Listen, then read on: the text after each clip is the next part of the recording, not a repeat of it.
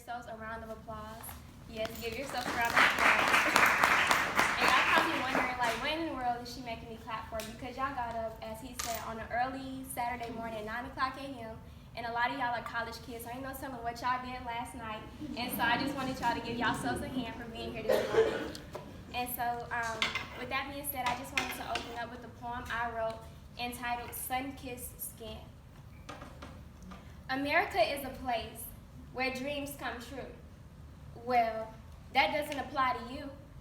Because of the color of your skin, they don't care who you are within. They don't care that we were brought over here as slaves, knowing that our lives would never be the same. Because this ain't where we from. This is not our homeland. We stand hand in hand, the politicians and presidents say.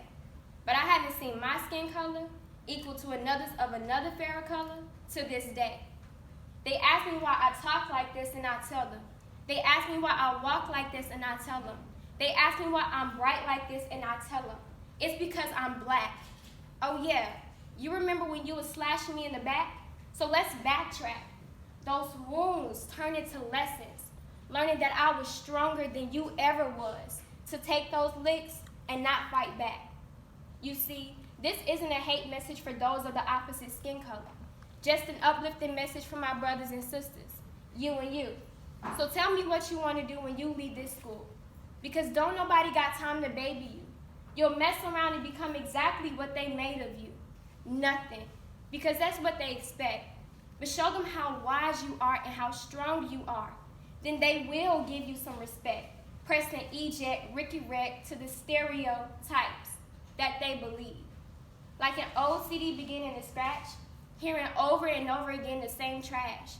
But it's time that we change the music and show them all that we were made to be. Because they weren't cut from the same cloth as us. Honey, this sun-kissed skin came with the feet.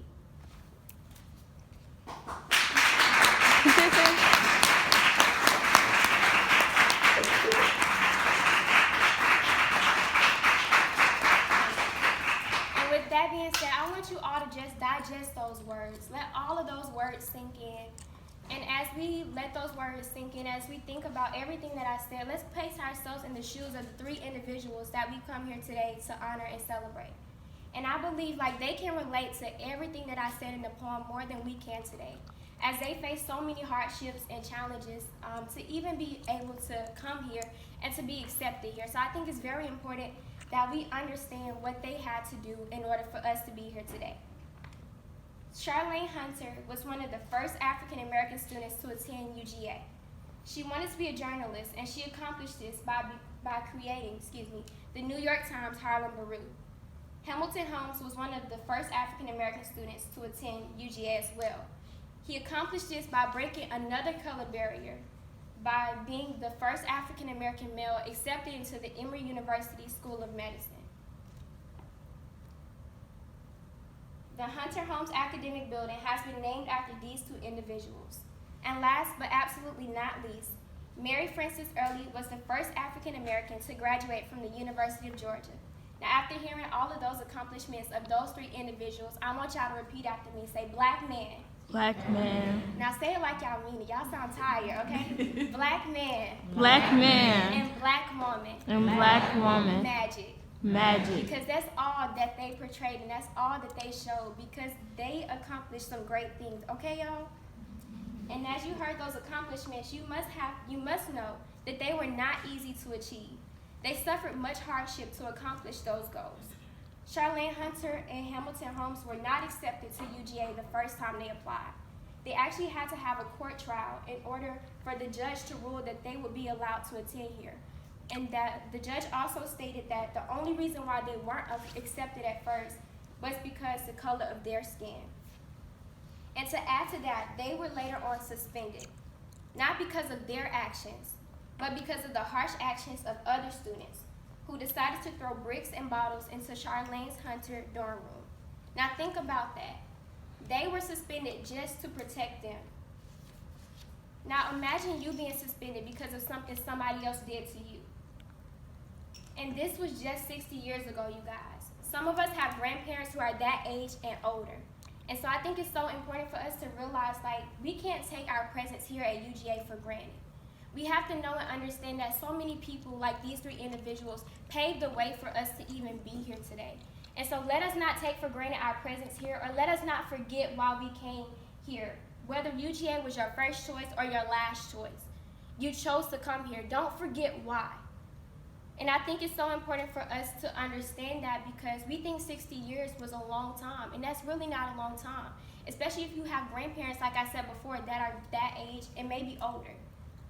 And I'm going to be real with y'all. Coming to UGA was not easy for me. I came from a predominantly black area. I grew up around black people my whole life, and I'm from Decatur, Georgia. Are any of y'all familiar with the area? Yes? Okay. Right. So if you know, and sometimes people that's not familiar, like when you say you're from Decatur, Georgia, they think of the city of Decatur. And I'm like, no, it's two different things. It's two different demographics. And so I'm from black Decatur. And I went to school with black kids in preschool, high school, elementary school, wherever. That's all I grew up around. So coming here was a big shift for me. I never felt like the minority before until I came here. And I think that blew my mind, because I actually had to realize that, wow, like as an African American, I am the minority. And so coming here, I had to adapt to that. And I just found myself not being who I really was. I found myself not wanting to like let my light shine and be outgoing as I am.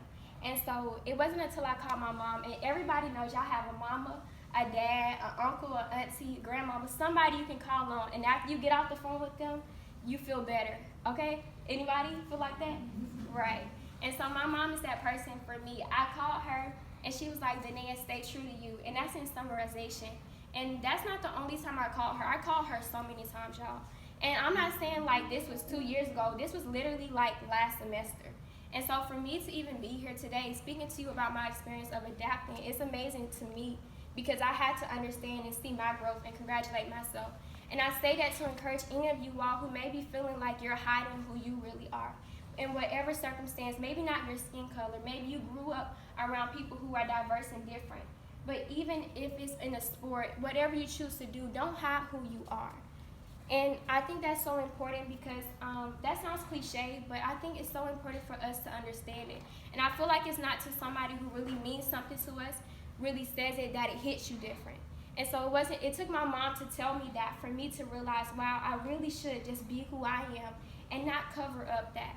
And for me, that was just being the black Danea that I am. And so with that being said, don't forget why you are here.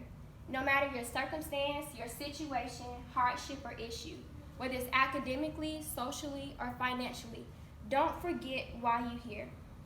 Hunter, Holmes, and Early knew that what they stood for, and more importantly, who they stood for, was so much greater than the challenges they were faced with. And like I said before, y'all, they were suspended just for their protection. Like, we get to walk here and like, we're so safe now. I would say like safe now, but because nobody like is threatening us like outwardly. And just imagine them like walking through the schools, being the only 3 black kids here, and just being harassed. Like, just imagine that. So let us not take for granted, like I said before, our presence here at UGA, okay? And so no matter what year you are, a first year or a fourth year, remember why you're here and make the absolute best of your experience. And I know y'all heard this a million times, so I'm gonna say it 1,000,001 times. These 4 years go by fast. And I didn't realize that until I graduated last year. Like, everybody would tell me that in high school, and I'm like, whatever, they just talking. Like, that's real. Like, these 4 years go by fast. And so let us all make the best out of our experience while we're here, okay? Y'all can say okay back to me. Alrighty. And so when you feel like you want to give up, remember those who fought for you to be here. And remember who is counting on you to finish. Again, when you feel like you want to give up, remember who fought for you to attend this school, and remember who is counting on you to finish. And with that, I want to leave you with this. Be bold, continue to be brilliant, and be unapologetically black. Thank you. Woo!